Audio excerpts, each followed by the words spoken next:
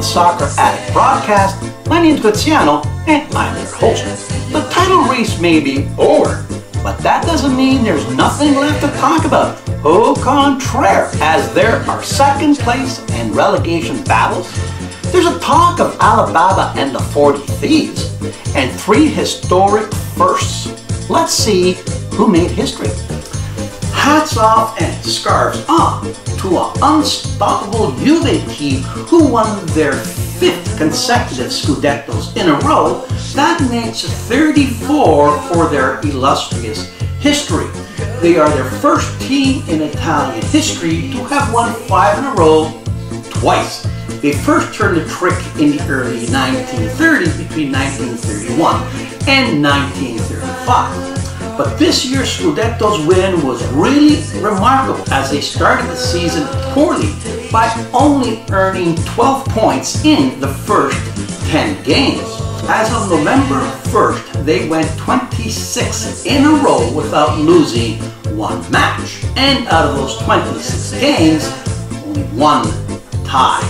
That is absolutely unbelievable. What is the secret to their success?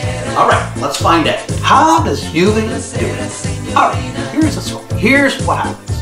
A. The Fiat factory keeps them well financed. Fiat not only owns Juve, but also pays them $15 million a year to put Jeep on their shirts. That's like your dad being ultra rich, buying you a house, and paying you to live there. Nice. Secondly, they continue to make Champions League appearances, which brings in lots of cash. Last year, they made $80 million from Champions League by TV revenue alone, and that's not including home game ticket sales and concessions. That's more than the total payroll of the bottom 5 teams in Serie A.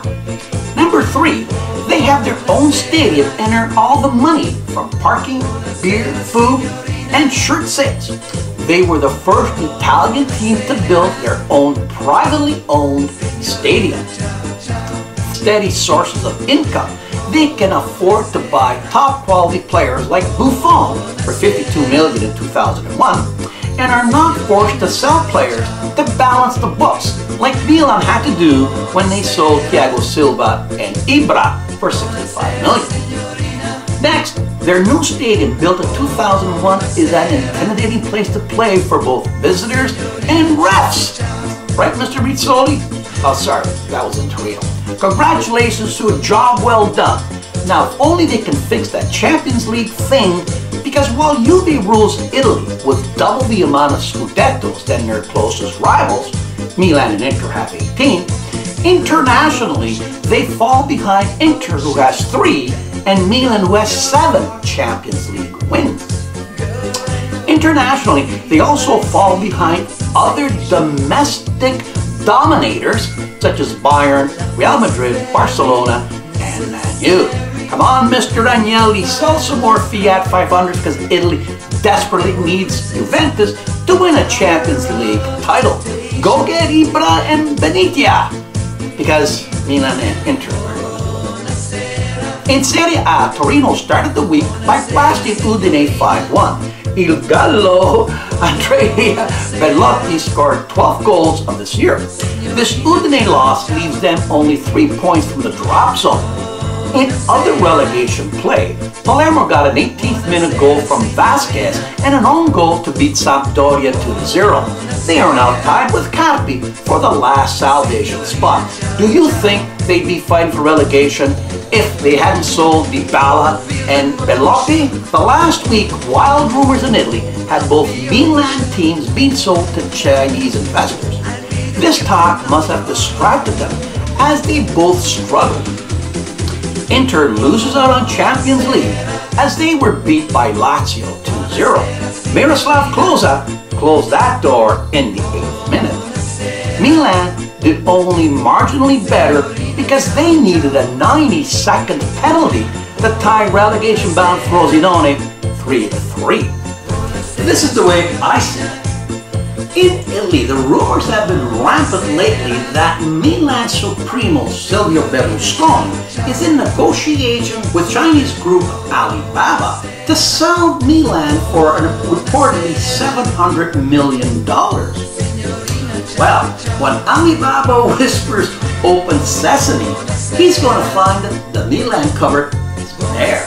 As a matter of fact, this year they are $89 million in debt, and their current crop of players might have maybe one or two world-class players if Donnarumma and Romagnoli pan out.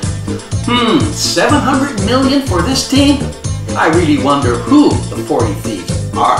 Other scores saw Chievo tie Fiorentina 0-0, Juve beat Calvi 2-0, Sassuolo take down Minor Verona 1-0. Second place battles happen Monday today when Roma goes to Genoa and Napoli hosts Atalanta.